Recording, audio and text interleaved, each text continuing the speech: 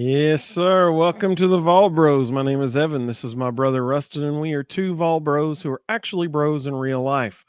And a shocking turn of events, Georgia is good at football. And unfortunately, we were not very good at it yesterday. I predicted 34-17. It's pretty close, 38-10. Rustin predicted 41-20, if I remember correctly. Is that right? Yep. So we both expected, Georgia to put up some points. They actually split the difference right between our two predictions. Literally right between, I think. So, uh, that's a tough one for the Vols. Rustin, our first question that we always answer as we start our show. What did you take away from what we saw yesterday? We have an extremely injured team. Yeah. A lot of people forget that less than 3 years ago, Josh Heupel had 30 guys leaving the portal. At the exact same time, he was dealing with recruiting restrictions. In games like yesterday, the inability to have depth showed up big. I think probably the biggest indicator of that was, Tamarion McDonald doesn't play. Jordan Thomas goes down really early in the first quarter. And our next option at the star is Will Brooks. Now, to Will Brooks's credit, he didn't grade out very well, but he played crazy hard. And I understand why he was on the field as much as he was, because I don't know if there was anybody on the field playing harder than him. So I think there's a lot to be said for that. Whichever group it is, PFF, whichever group it is that does the game breakdown scoring and, position grading, we had 4 guys not start on defense. Their 4 replacements were our 4 lowest scoring defenders. Andre Turrentine, I don't know that he could have played worse. He was the lowest graded player on the field for both teams. His grade was abysmal. That's never the stat that you want. No. And his grade was horrendous. Like at a level you don't typically see. So not only was he bad, he was extremely bad. And when you watch it back, you see it. He's running around, not real sure what he's supposed to be doing. He had the coverage bust on the sweep pass. That was his guy that caught the touchdown. On multiple plays, he's in the wrong position or he's dropping into the wrong zone. When they went man, he rarely ever covered his man. He just had a horrendous day. And again, the issue, I hate to keep picking on him, the issue of Elijah Herring reared its head again. Every time we tried to play man, Georgia attacked him because they knew he can't cover anybody. And, it's very limiting as a defensive coordinator when you can't call the things that you want to call. And when you do take a gamble and call, you get burned for it. So it's hard as a defensive coordinator to do that.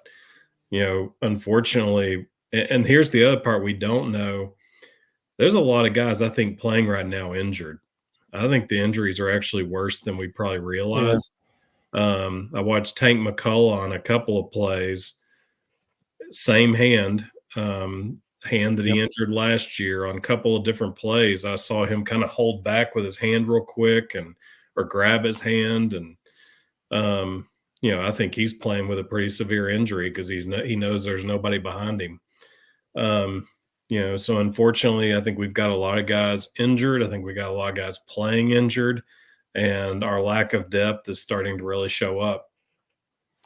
Yeah, about an hour before the game when all the injury reports started coming out, it was just a shot to the gut. I texted Rustin before the game started. I said, well, Dane Davis is starting at right tackle, so the game's over before it even started. And that's not a knock at Dane Davis. I don't mean it to be.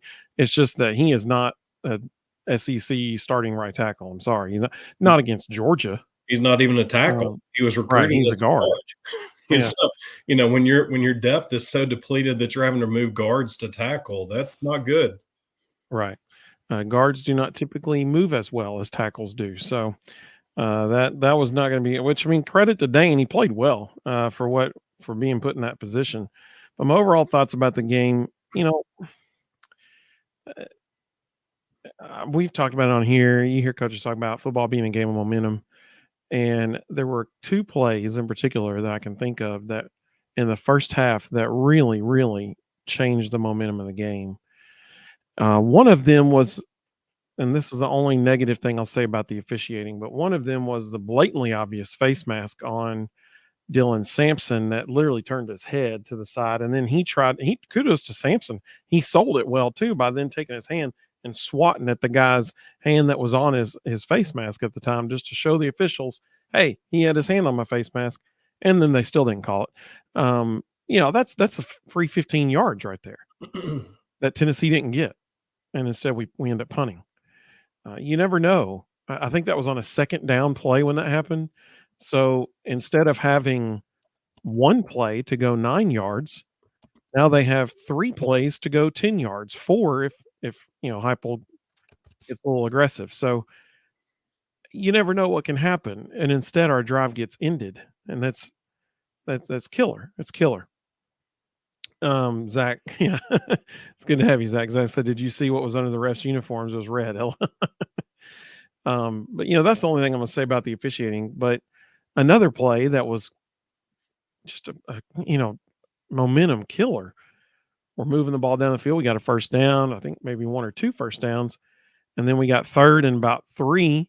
We throw a quick slant to Squirrel, and it goes straight through his hands. People on Twitter were saying, "Well, it was a high throw." Well, not very high. like it was about like right here. I mean, like it might have even hit him in the head if he hadn't moved his head a little. I mean, like it was right there. He's got to catch that. If he catches that, we still have all the momentum on that drive. We're marching down the field. That would have been at least the second, I think third first down of that drive, and instead we're punting. I mean, like those two plays seem so insignificant in the grand scheme of things, but if we go down and we score on one of them, just one of them, then all of a sudden, because when the Dylan Sampson face mask happened, I think it was 7-3 at that time, Tennessee in the lead. So if we go down and we score at all, but especially if we score a touchdown, it's 14-3. And that, psychologically, that could be a little bit different. There was another play in the second half where, gosh, man, Squirrel had with a little screen to Squirrel. I mean, he had at least 8 to 9 yards, easy. Ball went straight through his hands. I mean, just straight through his hands. So, those are killer. Those are killer. When they're giving us, 8 to 9 yards, we got to be able to take it. The other thing I noticed during the game in the second half, and it was Georgia's second drive of the second half. Once they got down, we had them, we had them at third and long, and then third and 8 or 9 and one at one point, and they converted both times on that same drive. And on that second time, when they converted on that second third down, they ended up with the ball on about the 5-yard line after that play. And you could just see the body language of Tennessee's defense walking around. Like, you could just tell they knew we can't stop them. And that was really disheartening to see. That was really, really disheartening. So those are my main takeaways from the game. Just to piggyback on what you just said about Squirrel letting that ball go through his hands, somebody made a comment this morning. It made me curious, so went back and looked. We had 9 possessions that we did not score on. 5 of them ended on drops on third down. And I don't Well, there mean you bad go. passes. I don't mean bad passes. I mean drops. It's hard to play quarterback if your receivers don't catch the ball on third down. And if you are putting the ball on them and they're not catching it, I'm not sure what else you can do. All 5 of them, it would have been a first down if they catch the football. You think about Georgia, they had one drop that I can remember for the whole game. One. That was it. and it was that dude that was wide open standing in the middle of the field. The ball hit him literally right square in the chest, and he dropped Yeah. it. Um, that was on third down for them. I think that was right at the first possession of the second half. I think I can't remember for sure, but that's all. That's all I can remember for them. Let's see what some folks are saying in the comments. Brant has a good question here. He said, "Hey, Brant, welcome, buddy. It's good to have you with us." He said, "How concerned should we be 3 years into the Heupel era that if the Stars' backup goes down, we're left with a walk-on in that position?" I think that's a fair question. I think that is a totally fair question. It's interesting. I don't know. Was Brandon Turnish hurt? Like, what was up with that? Is he Yep. okay? Well, there's And part of the answer. and that was my other comment here was that's where injuries come into play that we may not even be fully aware of, because the other guy who's practiced at the Star is Danico Slaughter, but they never once considered moving him inside and putting somebody else in at the corner, which told me that their next option at that corner is banged up also. We never really saw Brandon Turnage because he's banged up. Like they're just, it's a mash unit. They're just trying to get 5 guys out there in the secondary. The other part of that is you say, well, why wouldn't they put in like a young guy or something like that, a freshman? My answer to that, I guess, would be I'd be curious to see how eligibility numbers are lining up right now. If there's one guy that's like a true freshman or something who's a safety who may have already played in 3 games, then they're probably not going to want to blow his red shirt against Georgia. I could be wrong. Well, I mean, At it's like I that point. said, they've trained 4 scholarship players to play the Star. 3 of them are injured, and one's playing the other corner right now because at least one corner that we know of is injured, and it sounds like there's more than one. So technically, Will Brooks is actually probably 5th string, but they had to go with him. Brand also asked, in your opinion, is this year's team better or worse than Heupel's first team at UT? That's a good question. So I cheated. I saw this question in the box and I looked something up real quick. If you go back to that first year when Heupel was getting started, the offense played really, really well, but the defense was abysmal. And the games we won because we were outscoring people. That defense finished the year 90th in the country. Right now, we're 44th.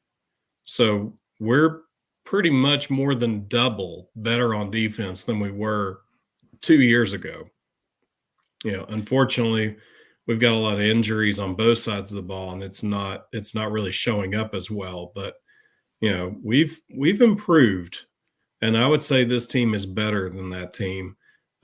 We just can't get healthy. Jeff, thank you so much for the super chat. We really, really appreciate that. Thank you so much. He asked, do you guys think this coaching staff's reluctance to play younger guys very much will eventually hurt them in recruiting? So if we're speaking specifically about the secondary, the reason that there's not a whole bunch of young guys playing in the secondary now is because we have, I would be shocked if we didn't have the oldest secondary in all of college football. I mean, like we've got at least 5, I think, 6th-year guys back there. No, maybe 4. We did that one, and when we did our position preview, we were talking about how many seniors were on the team and how many of them were 6th-year guys, and it's a shocking number. And so, we have just crazy amount of seniority, I guess you could say, in the secondary. But I think they have played some young guys. I mean, we've seen Jordan Murphy get in the secondary a little bit. Linebacker, my goodness. At linebacker, we've got Lander and Arion Carter, both true freshmen who are playing a ton. Lander was in there a ton last night. Arion Carter's hurt, but he was playing a ton before that. When you think about Cam Selden, he's in there. He's played every single game this year. David Hobbs is getting a whole bunch of minutes on the defensive line. Mm-hmm. So I think that they are playing young guys. It's just that there are so many older guys taking advantage of their COVID year and that kind of thing that it's hard to put them on the side. when you can develop those younger guys for a year? That's a great This was question. a this was a huge recruiting weekend too. We had a ton of stars on the sidelines, and I would encourage you go read Austin Price's write up from what those recruits are saying coming off this weekend. Um, their reviews are glowing. They're talking about the atmosphere. They're talking about how well the team gets along with each other. They're talking about how much they like the coaching staff. I would bet there's a couple of 5 stars that we're going to hear commitments from very soon. Um, they're talking about very specific things that they loved, and one this weekend went so far as to say he can't see anywhere else being better, and that was a 5-star kid. So Well, that's what you want. you know the positive that comes off of a game like that, if you're a coach, is hey, we need you. Look at our lack of Yeah. depth. You come in here, we're going to give you a shot. You're Yeah. going to get a chance. And a bunch of these guys are leaving at the end of the year, so we're gonna need a whole lot more depth in a hurry. They've got immediate playing time to sell, and I think they've proven that whoever the best guy is who's going to go out there. They don't have an issue playing anybody. The best player is going to be on the field.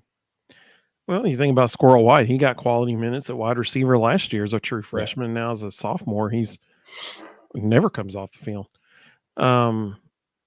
Zach said, "Hey Zach, welcome, buddy. It's good to have you." He said, "First off, let me say I'm a VFL, always will be, but I hate losing to Georgia, probably even more than Bama."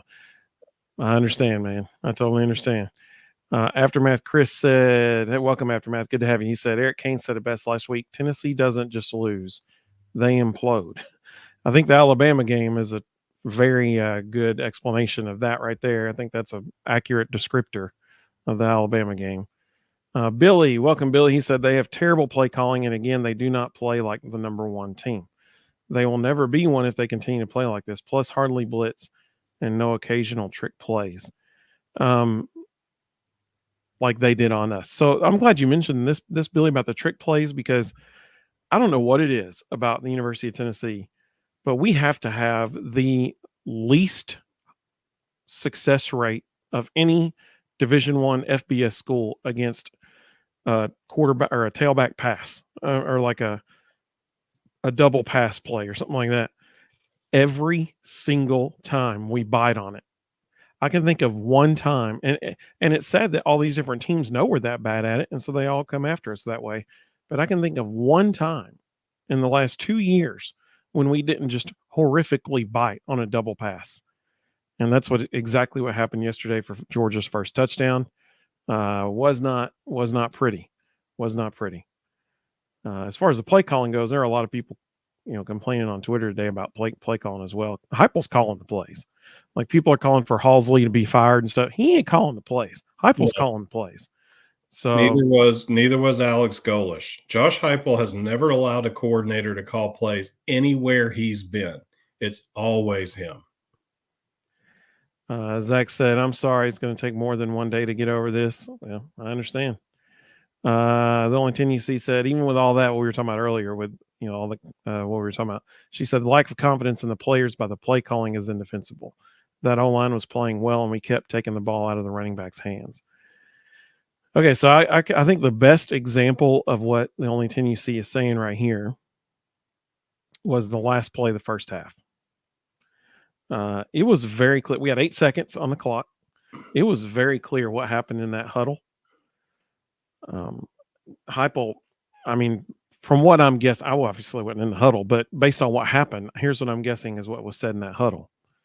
Heupel told Joe Milton, he was like, if you see all their defenders drop back into the end zone, you just throw the ball away so that we don't lose out. Try to force a throw in it, get an interception, and end up, missing out on a field goal too. Well, Joe, snaps the ball, looks, and they have 7 guys just standing in the end zone. So he just chucked it and threw it away. To me, that shows a lack of trust or confidence in your quarterback to not make a stupid throw into coverage. Yeah, you want to tell him don't force a ball, that kind of thing. But the fact that he just looked and saw it was like, oh, better throw it away. Boom. I mean, like, he didn't even attempt like a back shoulder throw to somebody on a sideline that only our guy could catch. It was just No, I'm chucking it out into the first row of the stands. Now we did get the field goal out of it, but that I don't know. I'm not sure if he would have told Hendon Hooker the same thing. I'm gonna have to disagree on that one. At that point, it's 24-7. We're out of timeouts. Remember, we had a play called.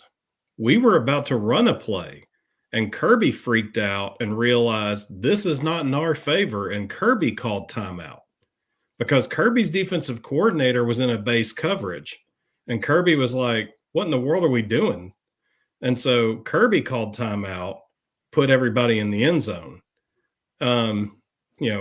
We were about to run a play. Josh Heupel had no issue running the play he had called. And And I do think that taking a shot at the end zone, the play before that, was brilliant yeah, because, here's the defense. They're trying to keep everything in front of them, preserve a field goal. If we go to the end zone, so what? We still got plenty of time to run at least one more play and then it's kick a field goal. I thought that was a genius call. we had no timeouts. It's 24-7. The worst thing could possibly happen would be get tackled on the 1 or the 2 and the clock run out and we get nothing. Or even worse, we throw an interception because we're trying to force something into double coverage in every part of the end zone and come away with nothing. I would have told him to do the exact same thing. As soon as Kirby changed that defensive call and we looked up and there's 7 dudes standing in the end zone, nothing positive is going to come from that. And we can get 3 points and only be 24-10 at the half, which is very manageable. I completely agreed with that call. I thought it was really, really smart. Take 4 or 5 seconds off the clock so we don't have to kick it off again after the field goal. I thought that was exactly the right thing to do. There's no way I would have forced a ball in the end zone right there. But can you No, I imagine wouldn't. can you imagine what people would be saying today if we had lost 38-7 and we had forced a ball in the end zone into quadruple coverage? Oh, I'm sure. A lot. Yeah, we heard some of it. Brennan said, "Hey, Brennan, welcome, buddy. It's good to have you." He said, "Joe played well. I counted 6 bad passes the entire game." He Aftermath, Chris. made some mistakes. There were some balls that I know he probably wants back, but I go back to 5 drops on third down, not 5 incompletions, 5 drops. Yeah. And, even if the rest of his passes weren't great, on third down, he put it where it needed to be. And his receivers have to catch the ball. I mean, that's all it comes down to. I was really pleasantly surprised with Chaz Nimrod. I felt like as the game went on, he really tried to assert himself as the guy. I thought he was running great routes. He was when a guy runs a route and he wants the ball, you can tell a difference between him and a guy who's just running routes. Chaz Nimrod was running routes with purpose. He wanted the football. He made it very clear he wanted to be targeted. And I thought that was a huge sign that somebody at wide receiver was finally stepping up and saying, "Hey, if none of y'all will, I'll be the man." Because Joe noticed that too, because Joe started targeting him. Oh, yeah. Oh, quarterbacks know. I mean, they can feel it. Lord knows Joe. Mel Keaton's not that guy and doesn't want to be that guy. So, I was pleasantly surprised to see Chaz Nimrod go, "Well, if y'all don't want it, I do." That was big. He was catching it. That's the main thing. The receiver was receiving the ball. He did. That's why He had one of the third down drops. He was one of the 5, but at least he was trying to make a play. He was, I mean, the whole game, he was running routes hard. He wanted the ball. Well, one of the passes that was incomplete to him was on a 4th down play in the end zone when the defender literally was holding on to him. Yeah. Probably for more than 3 seconds of the play, including holding to the back of his pants, holding his pants. Even Gary Danielson was like, "Yeah, he had his hand all over him." He goes, "That's a hold." And then, what's the dude's name? Sarah Tor, whatever the guy's name, Sarah Tor. Yeah. Even he was like, "Yeah, that's holding." And, that it didn't get called. But on that play, Chaz was not the first read on that progression. But Joe ended up coming back to him and trying to get the ball to him anyway because he had confidence he's going to catch it because he was the only one catching it consistently the whole game long. Ramel did a better job of catching it last night. Squirrel had a rough night. He had a rough night. Aftermath, Chris said the interception being called back for a hold after he started running back was one of the biggest momentum killers to me. Yeah, I mean, that was a huge. I mean, I think ultimately is probably whether or not. So they made a big deal to say that he held him before the ball was thrown. Now, when you watch it back, he tugged on his jersey pretty obviously about 2 steps before he caught the ball or the ball got there. So it makes you wonder, was that ball in the air or not? It makes you wonder, but whatever. I get it, but I agree though. It was a huge momentum swing, no doubt about it. I wonder about that one, but I said I wouldn't say anything else about the officials, so I just broke that rule, I guess. Elijah, welcome, Elijah. He said, all I'm going to say is hats off to Georgia. They're easily the best team in the country. 100%. It's I not totally close. agree. Yeah, I totally agree with you and Rustin. It's not close. They are the best team in the country. Mino Likey, a nice name. Welcome, buddy. He said, we've been waiting for your show all day. Best evaluations. Thanks. Hey, we appreciate that very, very much. Thank you so much for joining us. That's awesome. Thank you. I tell you, the unfortunate thing, and any Bama fan's going to be really happy to hear me say this because I don't congratulate them very often. But honestly, the second best team in America now is Alabama. They're starting to get all their guys that were injured back. They are playing as well as anybody in the country. And I think if it's not going to happen because the odds are against them, but if somehow Georgia and Alabama got in the playoffs, I think we'd be looking at an SEC national championship. But unfortunately, there's probably no statistical way that's going to happen, No, I agree. which is a shame because nobody in the country's outside of Georgia, nobody in the country is playing as well as Alabama is right now. The only 10 UC said, I'm sorry, Evan. Joe missed wide open players and struggled to go through his progressions. I've been on the receivers all season, but Joe and Hype will have to take his licks today.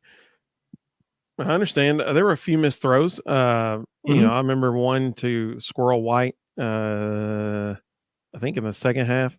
Yeah. Squirrel was open. He just missed him. Yeah. He just missed him. He had 4 or 5 bad decisions and or bad throws. But, I mean, it was a group effort. He also had 5 drops on third down where he hit him in the hands. It is what it is. I have to wonder how much of it was concern over getting killed. But, it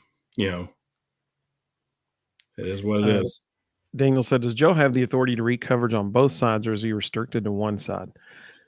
You can answer, but I would venture to say it depends on what play is called. Yeah.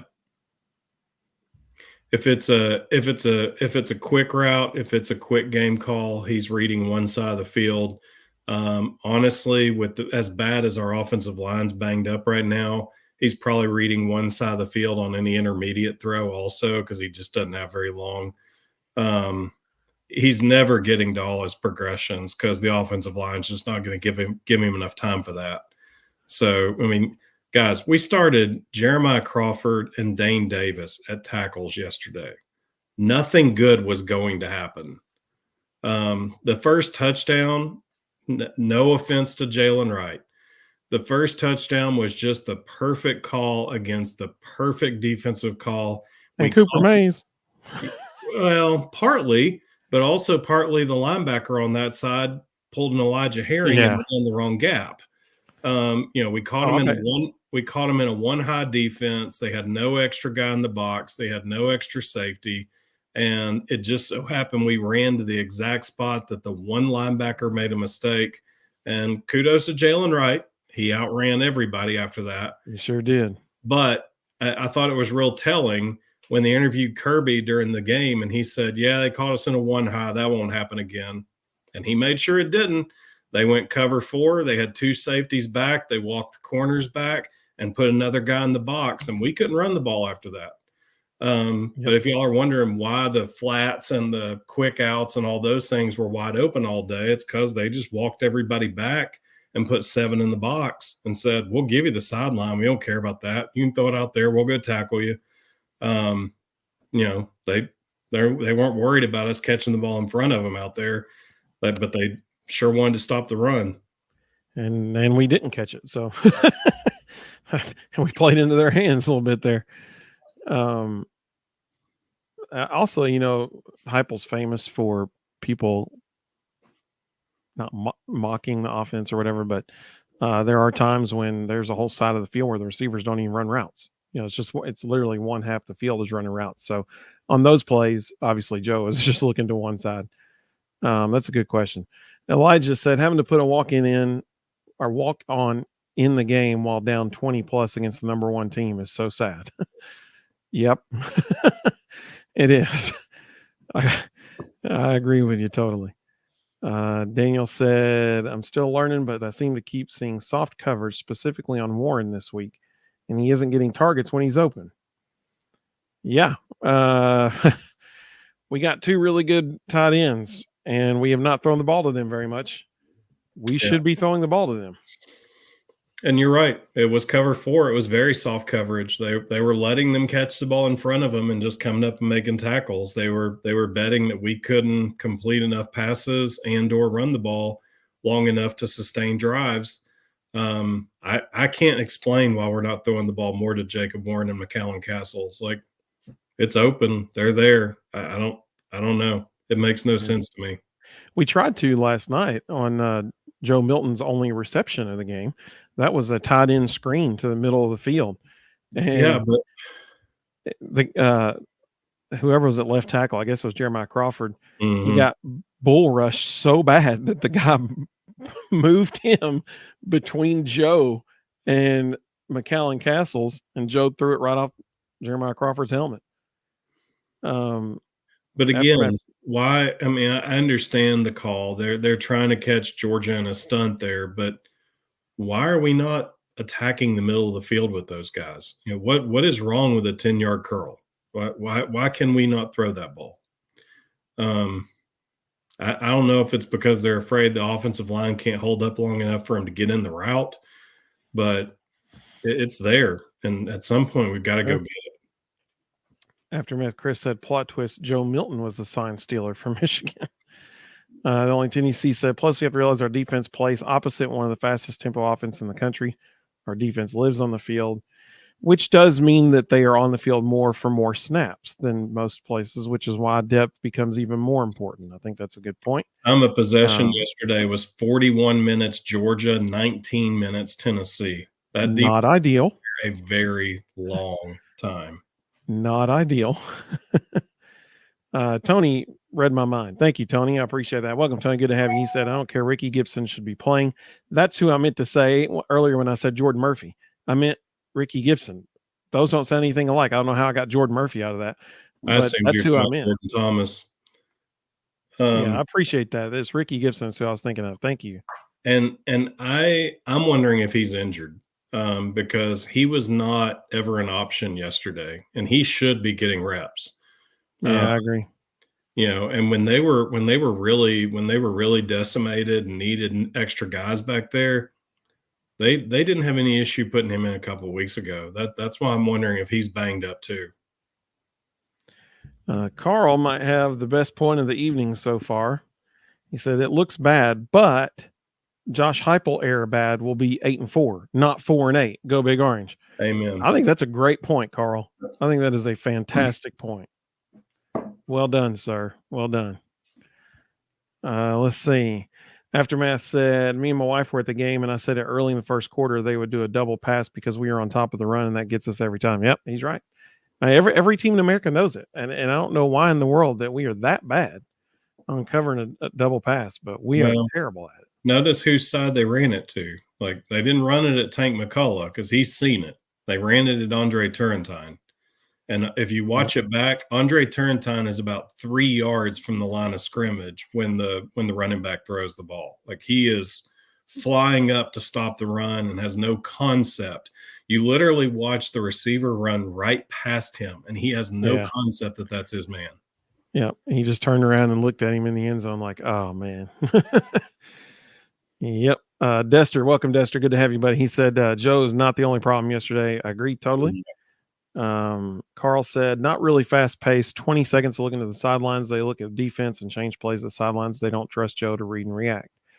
So Carl is corrected. They have looked at the sideline more this year than normal. But what's kind of shocking is they're still in the top 10 in the country as far as time between snaps. Mhm. So, I mean, they're still one of the fastest offenses in the country, even though compared to last year, it feels like they're in quicksand sometimes. They're going Yeah. so slow, but they're still actually one of the fastest.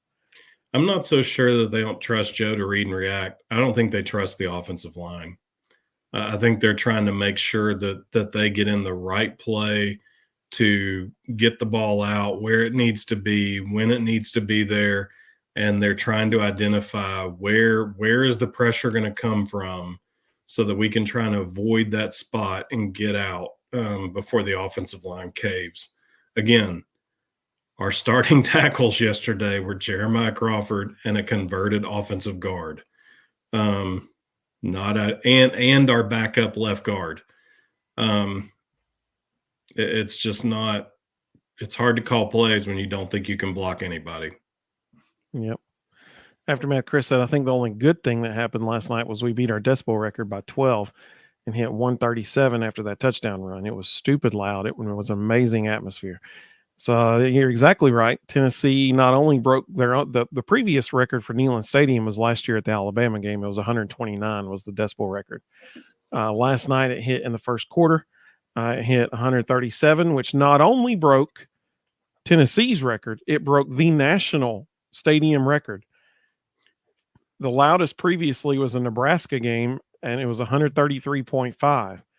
We beat it last night at 137 decibels. So now Tennessee, Neyland Stadium, holds the record for loudest college football stadium in the country, and which we all knew was the case anyway. So now there's scientific measurements to prove it. Let's see. Billy said, I was afraid of Heupel play calling. If he continues to play like this, he'll be fired. I mean, the next year or two, maybe three. Yeah, let's wait and see what happens as far as like play. Here's the thing. We have no clue who's going to be on this team next year Mm-mm. with the transfer portal and everything. That offensive line, we might see three new guys on that offensive line next year, starting in game one. We might see a receiver or two come in. I think we'll see the same running backs, but we might see, all new folks. So let's wait and reserve judgment until we see a little bit more of a sample size. I think Um, I think there's a very high probability you're going to see a 5-star freshman starting at right tackle. Elijah, I hope so.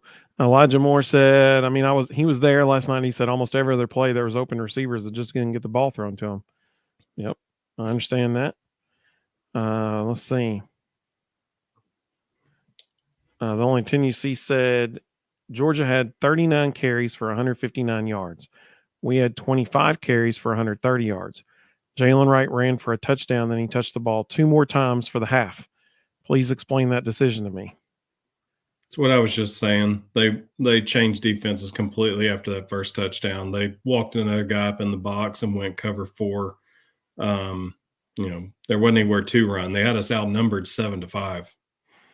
Well, and another part of that was so it was either the second or third possession. Jabari Small came in the game for a possession, and then we had the ball for a little bit, and then Georgia went on an incredibly long time of possession, and we didn't get the ball back for a long time.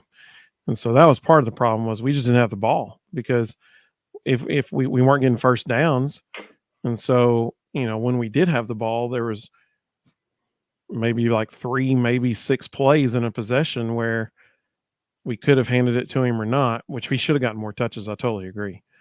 But yeah, I mean that's we just didn't have the ball to give it to him. That was the problem. But I agree. When we did have it, we should have tried to target him more. Fort Rep 1, welcome, buddy. He said, did Gerald Mincy play? He did, but it was very, very late in the game because he was emergency only player availability because he was hurt. So that's why he was not in the game for the majority of the game. Which which Let's see. which tells you how bad we were on the offensive line, that we literally had a guy listed emergency only, and we ended up Yeah. using him. Yeah. That's never a good day. Doug, welcome, buddy. Doug said, I'll have to watch the replay. Got to go to bed. Early day tomorrow. We need more Jimmies and Joes to compete with Georgia and Alabama. Totally agree, especially on the defensive side of the ball.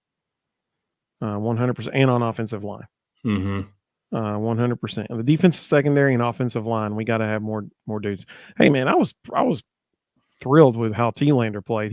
He don't care, man. He'll go in there and he'll hit people. Like he don't care. I love watching him just fly around. He's Yeah. not always in the right spot, but you can never doubt his effort.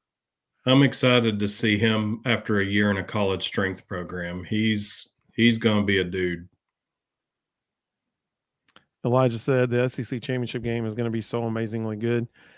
Yep, it will be. It'll be interesting to see if the winner gets into the playoff. Crazy things could happen within the next 2 weeks. Yep. And I mean, if Washington wins out, they're in. If Ohio State or Michigan, either one wins out, they're in. If Texas wins out. If Texas wins out, then you've got a one-loss Big 12 champion. I thought Florida State would win out, but now that Jordan Travis is done, I think Clemson can get them in the ACC championship, and that'll knock them out of the hunt. Or Louisville. I think it might be against Louisville. And so, I mean, that game, that can knock them out. That's actually could help the SEC make sure they get at least one team in. Yeah. Because the thing is, you look at Michigan, Ohio State, for whatever reason, the committee views them very favorably.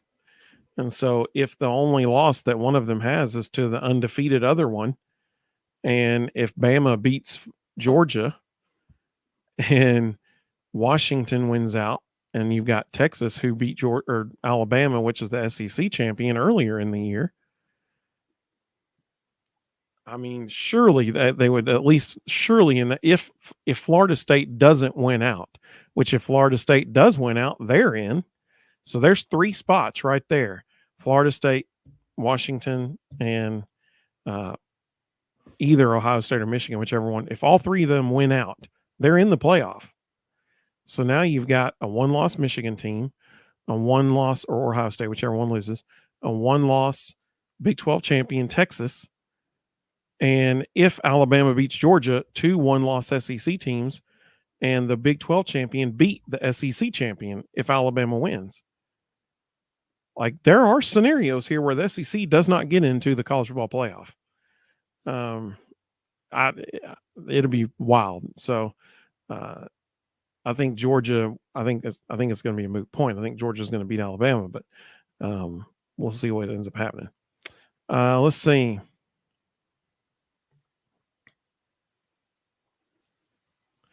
Billy said, if we had gotten good play calling and no drops and no overthrows, we might have had a chance to beat Georgia. Yep. Yep. Bare minimum, you take away the 5 drops. If we just stay on the field a little longer, the 5 drops were killers. Like, you can't drop the ball on 3rd down. Like you immediately put your defense back out there. You eliminate confidence in moving the ball at all. Like, there's so many things that are affected on a 3rd down drop, and they got to catch the ball. I mean, that's all it comes down to. Steven said, hey, welcome, Steven. Good to have you, buddy. He said, please fire Tim Banks and hire Derek Mason. That's all I want for Christmas. So I would love to have Derek Mason. My only question would be, are you good with our defense being terrible for 2 years? Because Tim Banks runs a 4-2-5, and we have recruited to the 4-2-5, and Derek Mason runs a 3-4. We have not recruited those type of players. So in order to make that switch, it takes a solid 2 years to recruit a completely different defensive roster to fit that personnel. Could be a Sal Sunseri situation again, where he tried to force a 3-4 and it didn't work out. Yeah. I would love to have Derek Mason. He's a fantastic play caller. He's a great defensive mind, but we're not fit for that right now. Brennan said, don't underestimate the walk-on, though. Will Brooks played great. I mean, like he stuck his head there. He did a good job. Um, let's see. Daniel said one specifically I'm speaking of 3rd and 8 or 3rd and 9. Jacob gets the sticks and sits down wide open, but Joe throws the opposite side on a deeper slant play into double coverage. Why? That's a poor decision by Joe. I mean, that's all I can say. Like, it was a poor decision. He shouldn't have done it. We also don't know what he's seeing. I mean, it's easy to look from above and see the field and go, "Oh, that guy's open." Doesn't mean the quarterback can see him.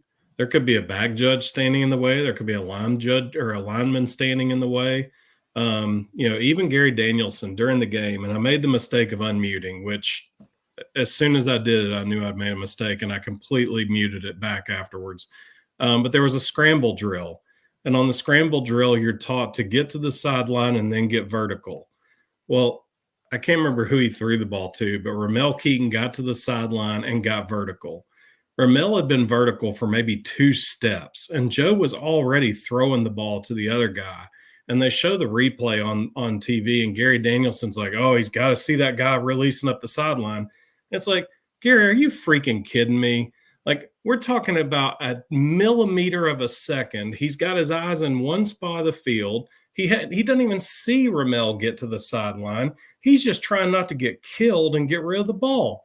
And to say that, a split second later he would have found Ramel up the sideline if he had held on to it, it's just lunacy. And I'm sitting there going, can we please replace Gary Danielson with anyone who knows anything about X's and O's? Just literally, like, my 10-year-old could probably do as good of a job as Gary Danielson. And I cannot fathom how the man keeps his job. It's unbelievable. So I totally agree with Tony's point here. He said if the defense wants a rest, get off the field on 3rd down. We're terrible on 3rd and long, especially. Amen. I've been saying that for 2 weeks. If they want to rest, then earn it. Get off the field. I think that's one of the things that really disappointed me, not just today, but also in the second half against Alabama. Our defensive line has disappeared in big games. Like, they're not playing that well. They do a lot. It's a lot of stalemating, a lot of chicken fighting. We're not getting to the quarterback. Welcome, Eric. Good to have you, buddy. He said, "What's up, Evan and Rustin? Rough loss yesterday, but I'm still all Vol, win or lose. I'm praying Nico Iamaleava gets to play the entire second half this Saturday against Vanderbilt. I mean, what's it going to hurt?" Yeah, I hope that happens too. I'm with you, buddy. Elijah said it wasn't only our decibels, but it was a college football record.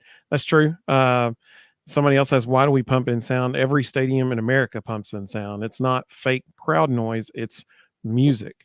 And that music, like when they did 3rd down for what and stuff like that, that music, the decimal readers are hearing that as well as the crowd and the band getting loud all together simultaneously.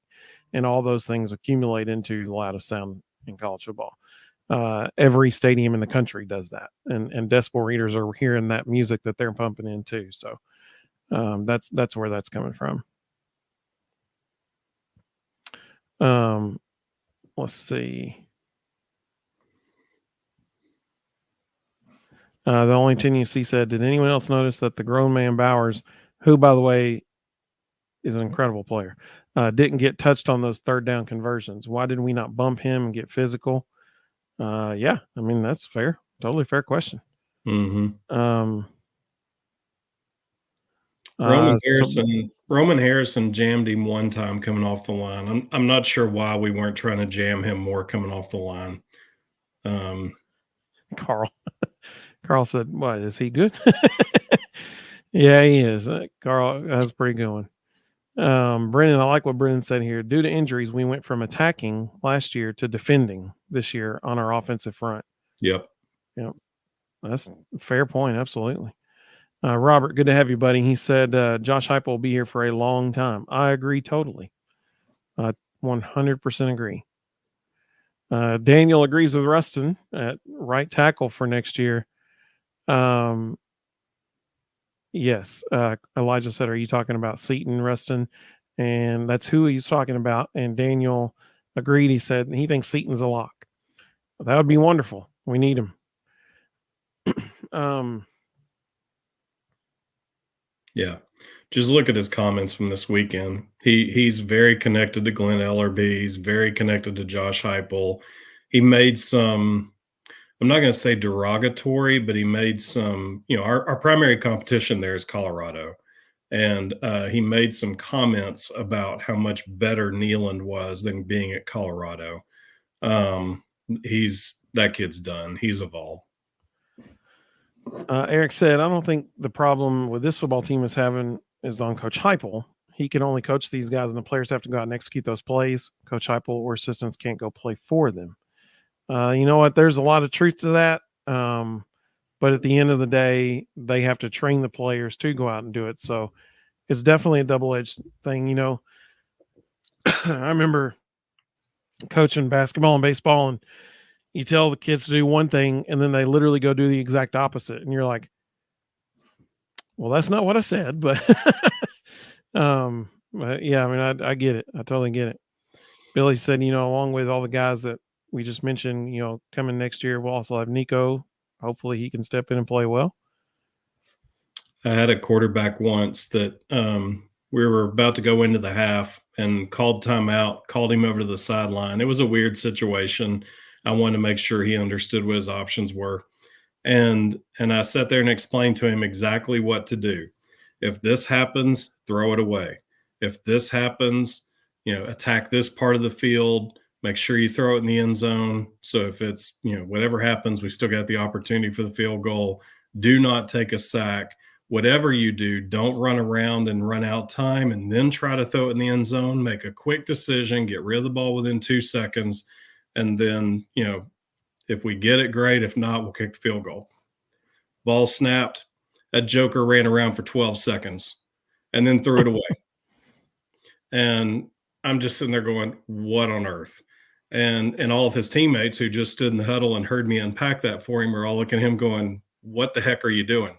So he jogs off the field, and I said, repeat to me what I just said. He couldn't do it. He didn't hear a word of it. I'm like, all right, there we go. We're dealing with teenagers. All right, let's go to halftime.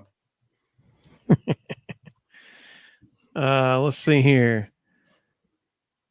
Elijah said, if Florida State wins out, will they get in, or will the committee take the injury into account? That's a great question, and there's no way of knowing. I think that they still get in. I mean, they always value wins. That's just the way it is. They value wins. They're not going to leave an undefeated team out, especially not an undefeated conference champion, because they would be replaced with a one-loss team, and they just won't do that. Yeah, that's a good question. Let's see. Audrey, welcome, Audrey. Good to have you. She said, I went back and pulled the play-by-play for each game this season. 14 live ball penalties for opponents, 43 live ball penalties for Tennessee, 23 pre-snap penalties for opponents, 42 pre-snap penalties for Tennessee. She said, this is a problem. I agree. The pre-snap penalties, that is more of an issue in my opinion, because we can't control what they do and do not call in live ball situations. Prime example, Dylan Sampson having his helmet turned sideways yesterday and they don't call it. The pre-snap penalties, though, that's on us. Like we got to fix that. No doubt about it. The only Tennessee said, Jordan Travis gave me deja vu. I'm assuming a Brew McCoy's injury. She said that has to be devastating. I think she means Hendon. Oh, yeah. That has to be devastating for Florida State fans. That leg looked like Brew McCoy's, though. That's for sure. It was nasty. As soon as it went down, I told my son, I was like, his foot is pointing the wrong direction. So Daniel asked a really good question here. I'm going to come back to this at the end because I think this is a great question. So I'm going to come back to that. I've got it starred. Let's see. Penalties are harsh this year. I'm a homer, but microscope on the Vols. Absolutely. Viewing penalties on opponents through a kaleidoscope while jogging. Nothing to see here. Move along. Yeah, totally agree. Yeah. Audrey said, we don't have to listen to Gary ever again. I have this. Carl said last game about Gary. I have this like incredible fear that at the end of the year, something's going to happen. Contracts are going to get renegotiated, and somehow he's going to end up on ESPN, and we're going to be dealing with him all over again. Jared, welcome, Jared. Good to have you, buddy. He said Hendon Hooker made us believe we were ahead of schedule. A couple of years we were in Auburn's shoe and losing to. Okay, good point. A couple of years ago we were in Auburn's shoe, losing to New Mexico State caliber teams. Yeah, Auburn got beat 38-10, I believe, or 31-10, one of the two. It was 30 something to 10. 31-10. By New Mexico State yesterday. So good thing. My goodness, can you imagine what would be happening right now? And it wasn't that Thankfully, close. Jared's exactly right. If we see the progression, think about 2019, with Pruitt losing to Georgia State, BYU back-to-back weeks, now to here we are, and we're ticked off at 8-4. I mean, like, that's certainly improvement. Let's see. Here's the crazier part. New Mexico State held Auburn to 213 yards of total offense. Yeah. Carl said, got my tinfoil hat on, but I'm certain Sankey has the officials targeting balls starting last year. Who were the threats for Bama and Georgia? Well, I mean, that's fair. I get it. I don't necessarily, we've talked about this before. I don't necessarily think it's the conference trying to run anything. I think Josh Heupel's just pissed off the wrong people too many times. Right. Every coach has the ability to write in complaints, to send in video and go, why is this guy calling this? What's going on with this? But there's like a fine line in any level of coaching. You only do that so much.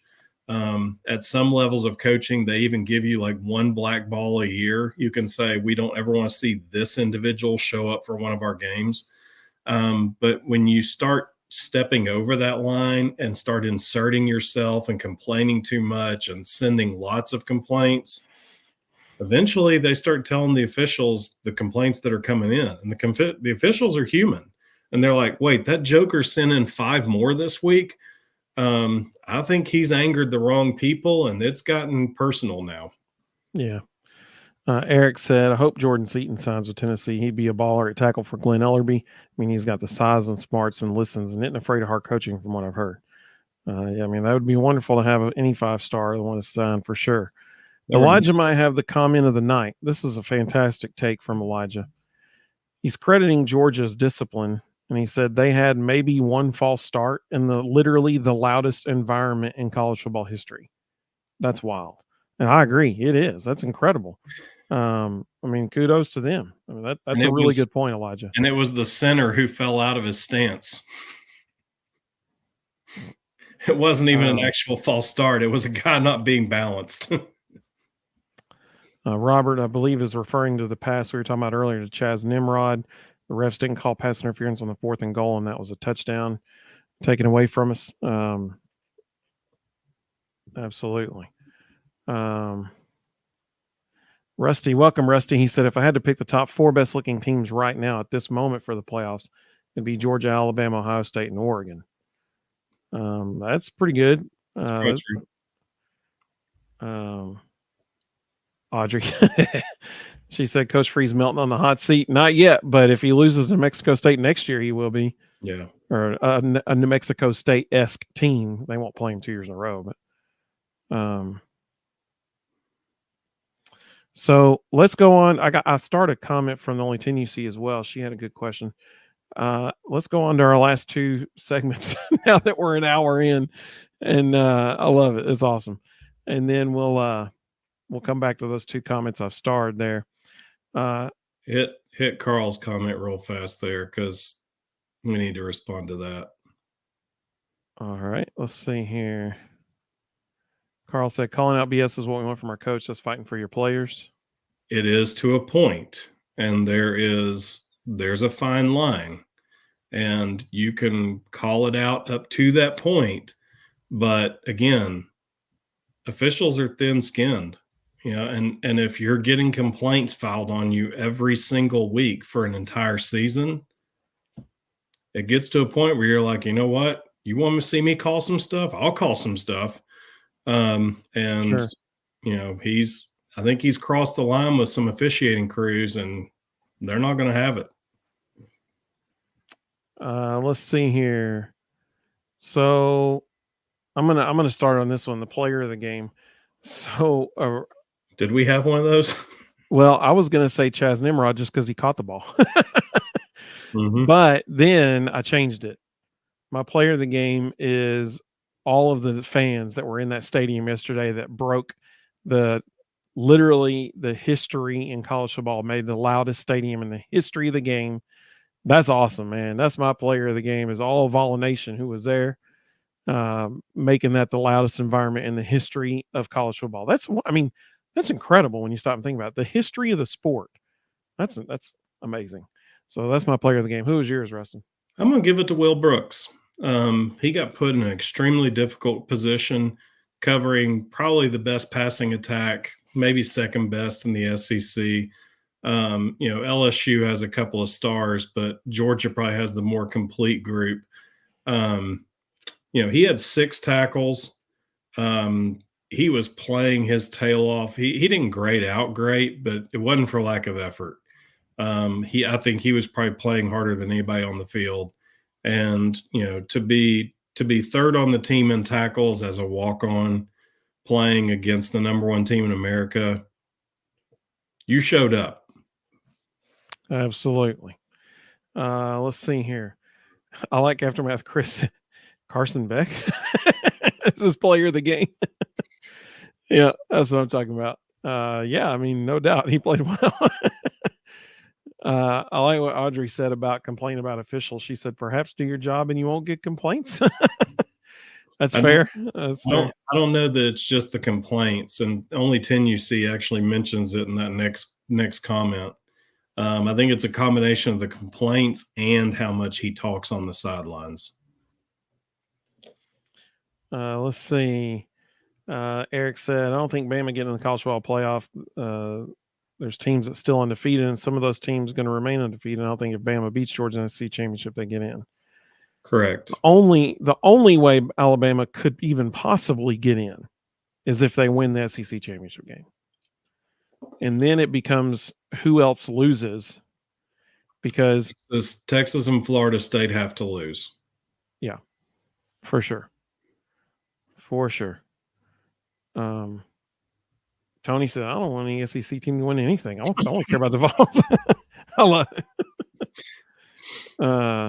They won't say it out loud, but the NCAA committee is freaking out if that happens. They're like, no, we need ratings. Yeah, for real. Billy said, I agree. If you complain too much, it'll come back to bite you.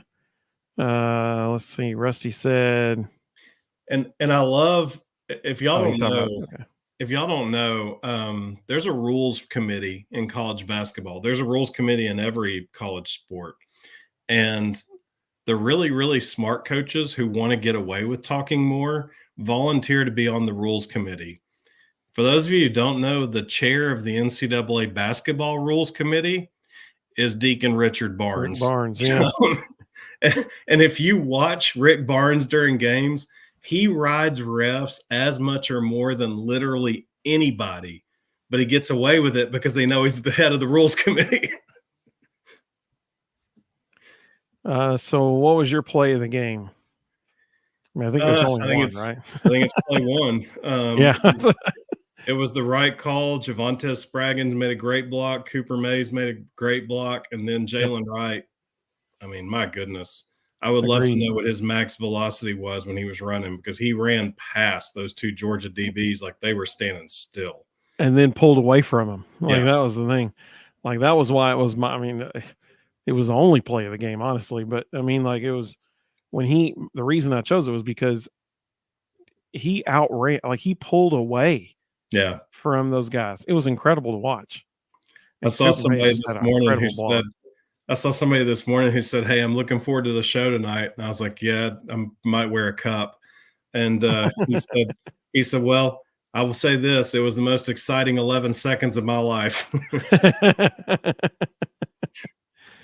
Yeah, I had a guy text me this morning as a group text in our small group. he he was texting all the guys in the group, and he said, "So I turned the game off after the first play. I'm thinking about going back and rewatching it now, but based on that, we won, right?" He was joking around, but I said 100%. Yes, that's what happened. Audrey said, "Did anyone else see Roman Harrison get choke slammed by number 69-77? I did not see that. Um, let me know, was that in the first or second half, and I'll go back and try to find it." Yeah, I missed that. Let's see. Oh, good point. Only 10 UC said the crazy thing is Mark Stoops yells and screams at refs every play, and they let it slide. But I think he's earned it with his tenure. I think that's fair. I think certain coaches get away with a little bit more based on how long they've been doing it. I will say, though, if you look at it, Kentucky gets penalized a lot. Aftermath Chris said his play of the game was a decibel record. Yeah, I agree. Rusty said Nico should be able to play this next game. I hope so. Yeah, he will. Hopefully we're winning. Oh, thank you, Audrey. She said I'll send you the video. Appreciate it. He'll win, or he'll play this game and the bowl, because the bowl doesn't count against eligibility. So yeah, bowl doesn't count.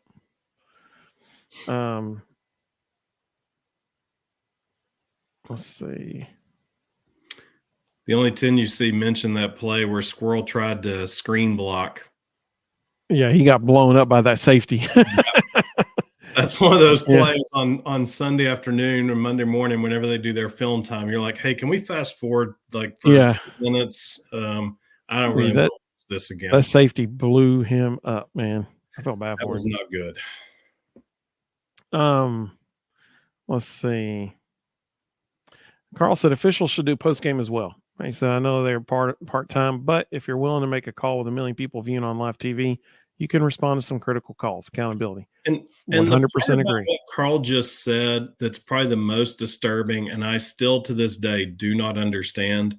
This is a $1 billion industry. Why are the refs part-timers? Like, it's not like we can't afford full-time officials. Like, what in the world? Totally agree. Well, in other athletic news relating to the Vols, Elijah said, "Why are they part-time?" Yeah, I agree, man. Like, totally agree. That's and here's the crazier part: the guys in the SEC right now, Big Ten, SEC, ACC, Pac-12, Big 12. That's like the Super Bowl of officiating. Those 5 conference crews are supposed to be the best of the best. And the guys calling the lower levels are trying to work their way up to that point. But they're all part-timers, and they all get travel expenses to fly to these games. They show up. We're gonna have a Big 12 official on here at some point. I have a friend that is a Big 12 official, and he agreed to come on when the season's over. But I want him to just explain to everybody what their typical weekend looks like. It will blow your minds. Like, nothing about it makes sense. And what's crazy is the refs themselves are even saying nothing about this makes sense. But it's just a greed thing. Like, they just are part-time because the NCAA just wants more money. That's all it comes down to. So Audrey just sent us this video on Twitter. Thank you, Audrey, for sending this. So here's Roman Harrison. Can you see my mouse? Can you see that? Yeah, okay, he's lined up off sides. Potentially. So here's Roman Harrison. He's going to come inside, and he gets hit by both of these guys right here, the right guard and the right tackle. And unfortunately for Roman, he left his feet. Yeah, that you don't want to do that against Amarius Mims. Things got very bad for Roman after he left his feet. So here's the play. Desire in this play. Let's get it closer for a field goal. Not likely to pick up the first down. Ooh. So he cuts inside 77, which that's Mims, right? Yep. 77 blocks him into the guard, who then throws him down. pretty stinking Wow. impressive. So the guard got the benefit of the choke slam, so he gets to brag about it. But Amarius Mims just took a grown man off his feet with a hand shutter. NFL scouts are going to watch that play right there and go, I want 77. What round can we get him in? I mean, that is a grown man that he just removed from his feet. Roman Harrison didn't jump. Amarius Mims blew him up. Yeah, that was not pretty. that was not good.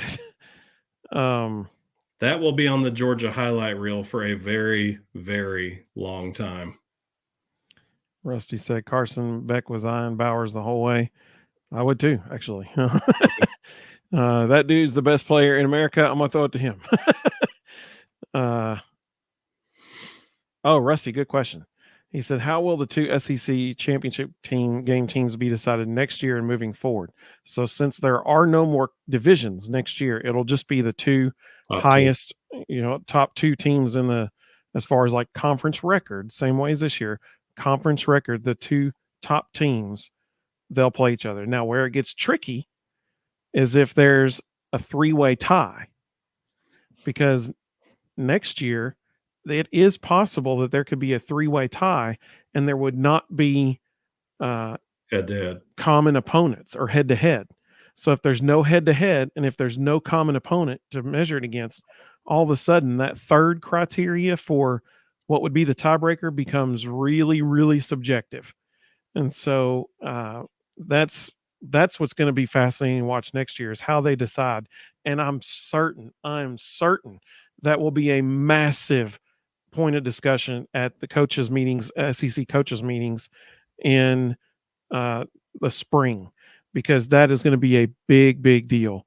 That it's, like I said, it is very, very likely that there could be three teams that have the exact same conference record and potentially the same overall record, and they don't have the head-to-head matchup, and they don't have a common opponent within the conference. It gets real dicey real quick. Aftermath Chris said college football programs have enough money to easily pay Jimbo Fisher $26,000 a day till 2031, but we can't pay refs to do their job. I saw a number the other day.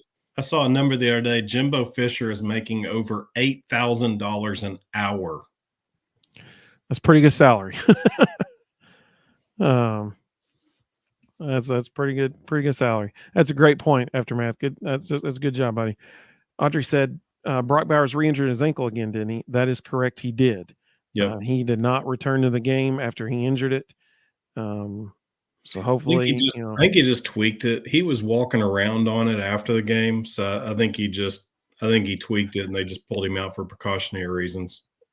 Yeah, I mean, unfortunately, it wasn't a situation where he had to go back in. So unfortunately, and they got Georgia Tech this weekend, so he can sit that one out, and they'll be just fine.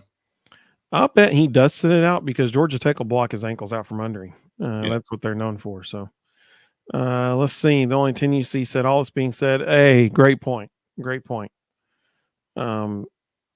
She said, all this being said, I'm so happy that I'm upset about an 8-4 season. What a blessing. Absolutely.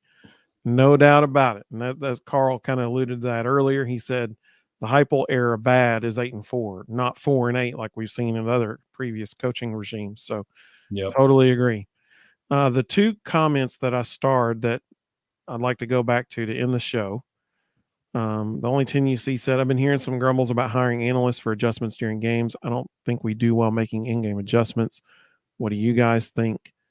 No reason not to. Mean, sure. Bring in the best,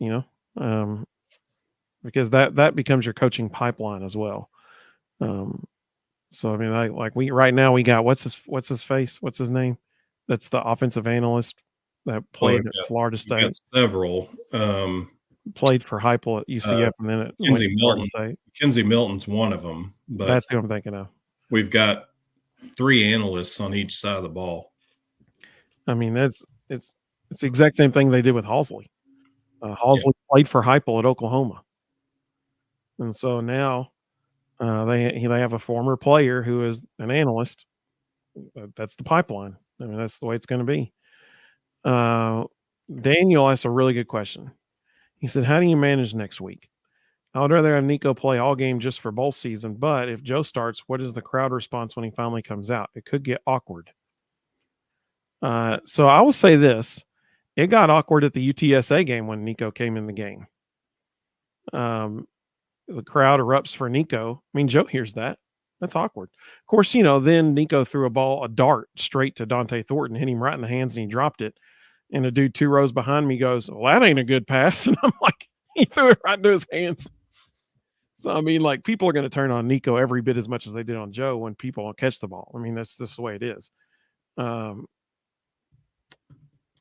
trying to decide if I'm going to make a statement here that I know people are going to be pissed off about. Well, I will say this. Imagine being George McIntyre or Merklinger, and they've watched Joe wait his time. And the team, he has the team's confidence. It's his team. And they remove him just to focus on next year. What message does that send to recruits? If you're not playing, if we're not, winning every game, even if you're not playing terrible, but you're not going out and winning games with your legs or something like that, but you're not losing the games for us either. We're going to pull you and just focus on what's after you. Forget about your NFL career. We're not going to give, we're not going to show confidence in you and let, NFL scouts see that. We're just going to pull you and focus on next year. What does that send to recruits? Not a good message. Not a good message. So number one, it's senior day. Joe is absolutely starting. So yeah, everybody just needs to get that out of their heads. Because there were a lot of people talking to us on Twitter today saying it's got to be Nico. It's got to be Nico. And I don't think it's got to be Nico. And I think Rustin's exactly right. It's senior day. Number two, Joe couldn't give a crap less what anybody in the stands is yelling or chanting. Neither does Josh Heupel. And, the reality is when you're on that field, you don't even hear what people are chanting. Half the time you're so accustomed to zoning out all that noise. Like they don't care and they don't hear it. So that crowd could chant Nico, Nico, Nico all they want. Joe doesn't hear a word of it, nor does he care. So it doesn't matter what they chant. It doesn't matter what they want. And they don't get a vote. And this isn't Butch Jones. Butch would sit and listen to the crowd, AKA Nate Peterman experiment. Josh Heupel doesn't care what the crowd's doing. He doesn't care what the crowd says. He could not care less. And he doesn't hear any of it. When he goes to his post game and he talks about crowd was great, really appreciated that. That's just coach speak. He's just saying what he has to say. He didn't hear any of it. He's focused on what's going on in the field. And, the people who think that if they chant loud enough or if they're vocal enough online that something's going to change, it's not. These people are professionals making millions of dollars. They couldn't care less what you think. Or me or Rustin or anybody. No, they don't care. It makes zero effect on them. None. Well, so that's why, Daniel said, thanks, guys. I agree. Just didn't know what the thought was from the players. I agree with you, man. I think that the players would not like it. I mean, like, I think, they know Joe's sat and earned his time. They know. And so I think they're huge fans of Nico, obviously cheering for him. I mean, we saw that when he had his first touchdown pass, but they also know that, and that's the thing. And they know Joe gives them the best chance to win right now. And we had a guy on Twitter today, and I probably shouldn't even talk about it, but we probably don't need to bring up if you have a couple hours to burn. We've got a Twitter post from today with about 30,000 views at this point, and the stream is quite entertaining, but it will take you a while. There's one guy who said that Josh Heupel intentionally tanked this year by sticking with Joe and not putting in Nico. And I'm like, that has to be the dumbest thing I've heard literally all season. Don't you think Heupel knows that a coaching position in the SEC, you kind of don't get to tank a season intentionally for a lot of reasons, but particularly because you'll get fired. Just ask Zach Arnett if he can make it. One season matters. Poor Zach didn't even get one season. He got 10 games and he was gone. And well, there's a lot more to that too, though. I mean, he lost, and they scored 41 points today or yesterday after he was gone. Yeah. There's a lot more to that, though. I mean, he lost the locker room. He wasn't a good manager of people. Like, he was never getting that job. But, you know, so there's a lot more that goes into this than just X's and O's. But, you know, my favorite part of that was, when did 8-4 become tanking? Like, just that statement alone, it's just like there were multiple people who are saying we're good with mediocrity. When did 8-4 become mediocre? Kentucky would love to be mediocre if that's the case. Yeah, ask USC right now how they feel about it. They're 7-5 with the Heisman Trophy winning quarterback right now. I bet they would like to be 8-4 in the SEC right now. Let's see. Bunch of comments just came through. We'll see Nico for probably half the Vandy game, and then depending on, you don't want it, Audrey. It doesn't pay well. And then, depending on, you know, how the bowl game goes, we'll see him for at least a half in the bowl game. I appreciate that, Audrey. Audrey said, "Fine, I'll take an analyst job." I like it. SEC analyst jobs have to pay $30,000 a year. It's not what you want. Carl said, "But not Butch Jones as an analyst, right?" Audrey said, "No." I like Robert's point. He said Connor Stallings is looking for a job. Let's see. He's just biding his time till Harbaugh goes to the NFL. Then he'll get a job as an analyst with some NFL franchise and get paid to steal signs. Yeah, for real. Apparently he's good at it. Mm-hmm. Audrey, not very good at hiding what he's doing, but he's good at stealing them. Audrey said, "Let Joe play." Absolutely. The only 10 you see said, it's just 2 more games and it's Nico's team. We've rode with Milton this long, and we have to because of that O-line. The coaches have no interest in getting Nico hurt. Absolutely. Yep. Amen. Absolutely. Totally agree. Carl said, that's why you have the Vol Bros, a place to be heard for fans. Amen, brother. I agree.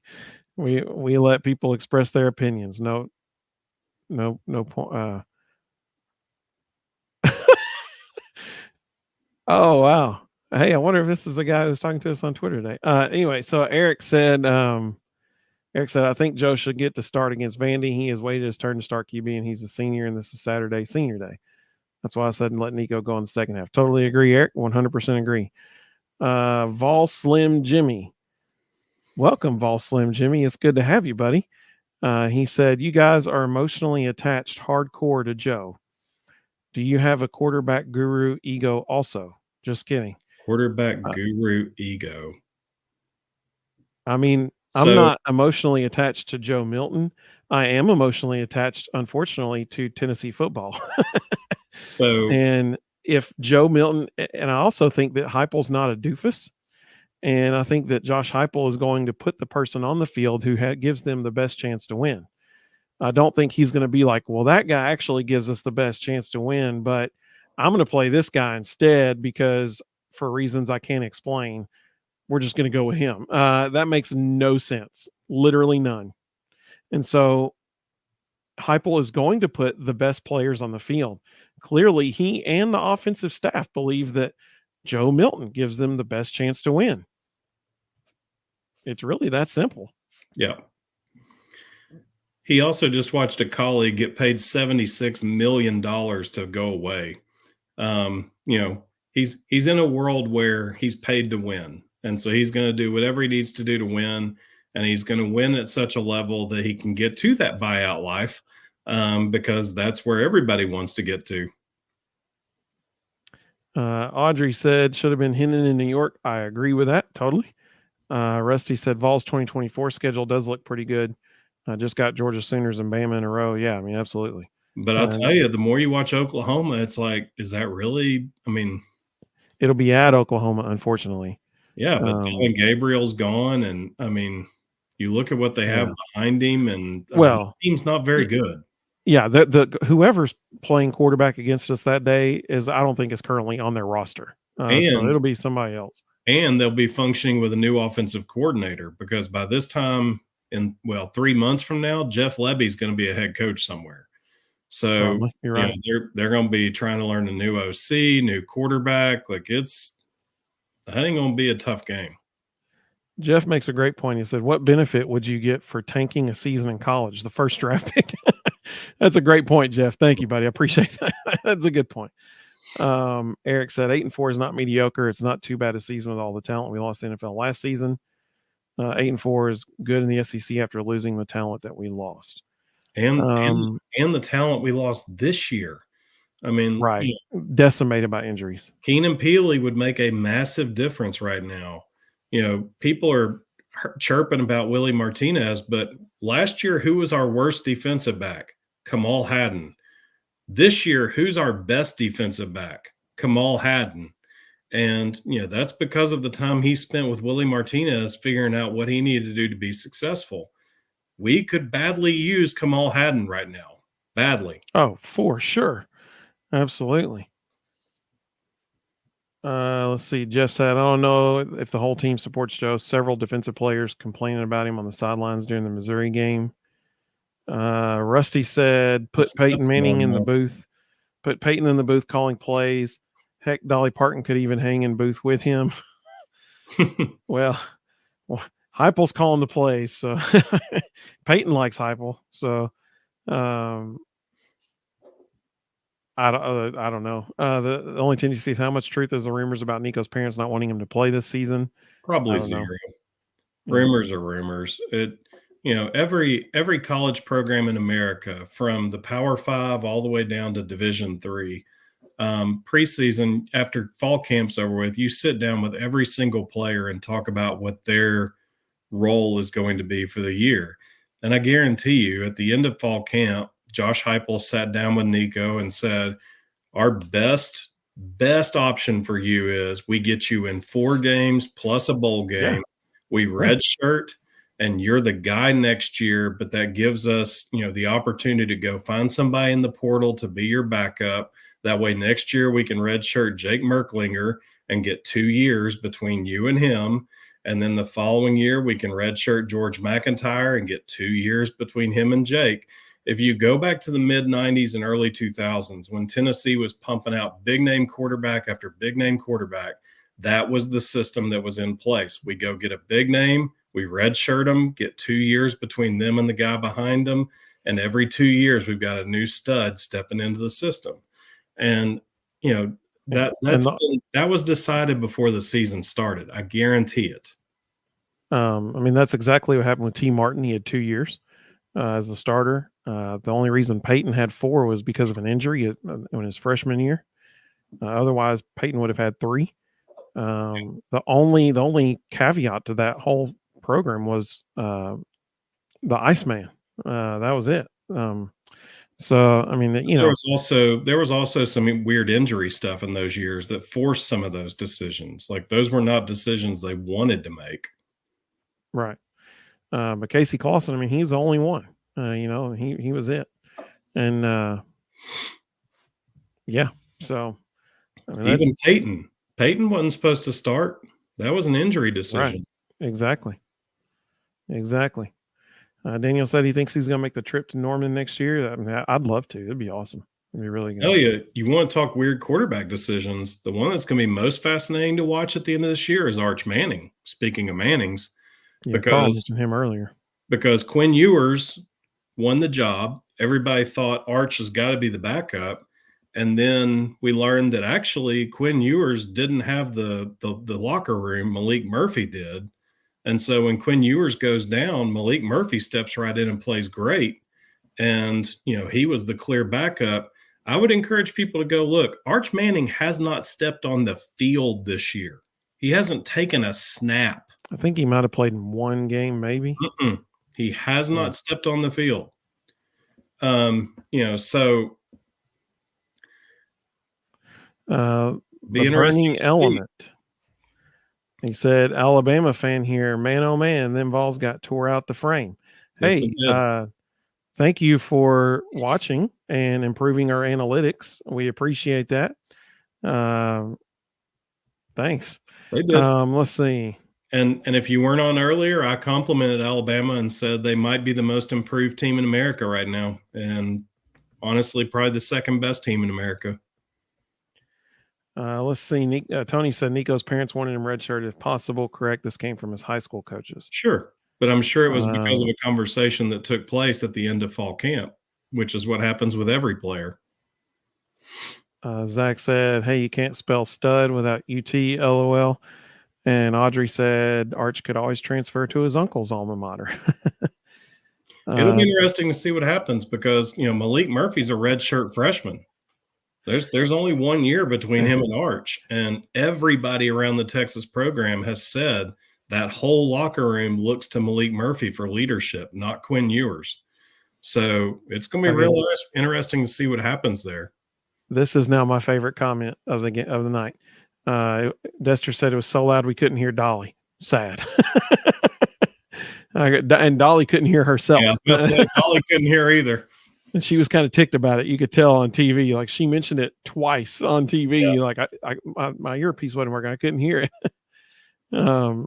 She wasn't happy about that. Let's see.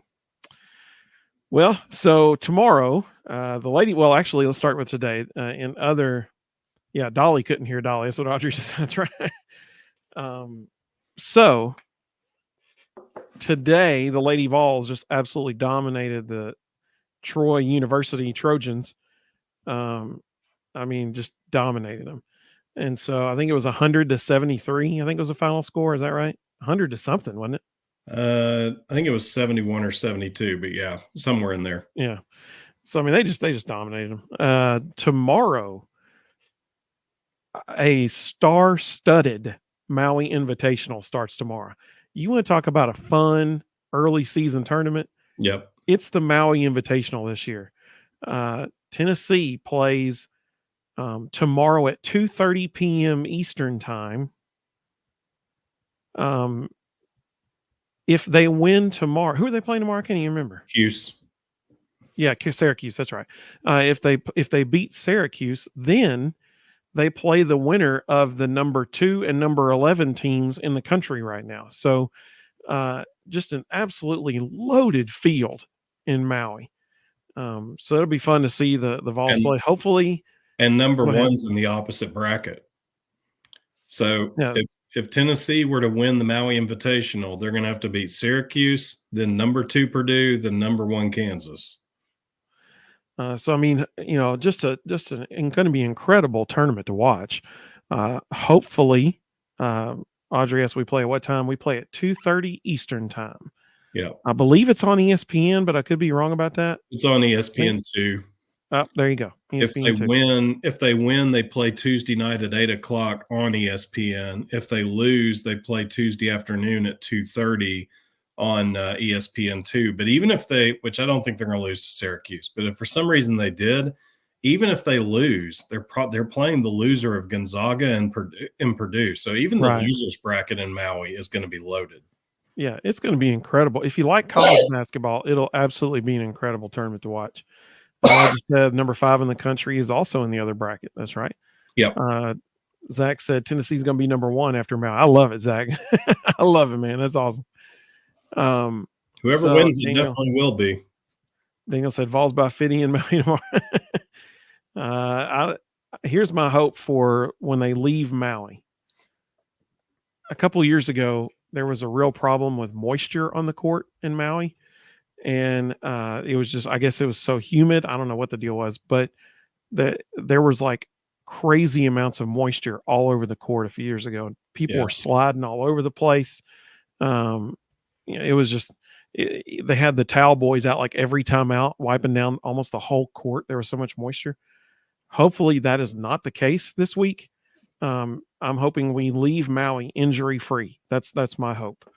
Thank you so much. The only Tennessee said, I always enjoy fam. Got to head to bed. Until next time. And we appreciate that so much. Thank you. That was very kind of you. Thank you. So the guys play tomorrow at 2:30. Connett, Carl said Connett's 28 points. Bless you. Yeah, talk Possible. about a major transfer. That was an incredible pickup. Syracuse is going to play that zone the whole game, so somebody could, he or Jordan Gainey, one or the other, could get loose and fill it up. Zach posed a hypothetical question. He said, "Who would start, Nico or Arch?" I'm going to say Nico personally. I think the fact that Malik Murphy beat out Arch should tell you everything you need to know. Yeah, I think that's a good point too. Eric said it's very possible Tennessee could be number one after Maui if they win the tournament. Absolutely, no doubt about it. For sure. Whoever wins the Maui Invitational, when that thing's over with, will be number one in the country. Totally agree. Totally agree.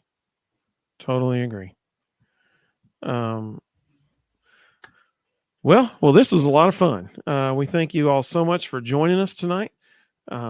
Thursday night, we have our last preview game or preview episode. Wait, game preview episode? Man, that's hard to say. So we have. Oh, you're right. We are not going live on Thursday night. We'll have to figure out when we're going to go live. Probably either be Wednesday or Friday. We'll talk about it. Next Thursday, the 30th, I haven't even told you yet this, but it was confirmed today. Next Thursday, the 30th, former Vol Jerron Mayman will be on with us live to talk hoops and to unpack the North Carolina game, which is Wednesday, the 29th. That's awesome. That's really exciting. So we hope everybody will join us either Wednesday or Friday this week to preview what's happening on Saturday. It is a 3:30 kickoff this Saturday, but it's on SEC Network. It is not on CBS. It's on the SEC Network. So we hope everybody joins us on Wednesday or Friday. If it's Friday and we don't see you before, then we hope all of you have a fantastic Thanksgiving. We are certainly thankful for all of our Vol Bros family for joining us every week. We mean that. We love this. We love talking with you all so much. Let's see. Elijah was talking about Maui. He said whoever wins needs to be number one. Totally agree. Zach said he's off to bed too. Good night, Zach. Hope you have a great day tomorrow, buddy. Daniel said it's been a real nice surprise, Clark. Later, fellas. I love it. Rusty said, great show. Have a great and safe Thanksgiving, everyone. Totally agree. Thank you, buddy. Hope you have a great Thanksgiving as well. Carl said, thanks as always, bros. Absolutely. We love having you, Carl. Thank you, man. Eric said, great show. Vol Bros, talk to you later. Next time, y'all have a good night. Hey, thank you so much. Elijah said Vols are winning by 50 tomorrow. That would be a statement. Elijah said, all right, guys, love the show. I'll tune in whenever I get a chance. Thank you so much. Audrey, good night. Hope you have a great day tomorrow as well. We hope all of you have a great, great day. I hope that the men's basketball team comes out on top tomorrow. And we look forward to seeing everybody later this week. So good night and go Vols, everybody. We'll see you soon.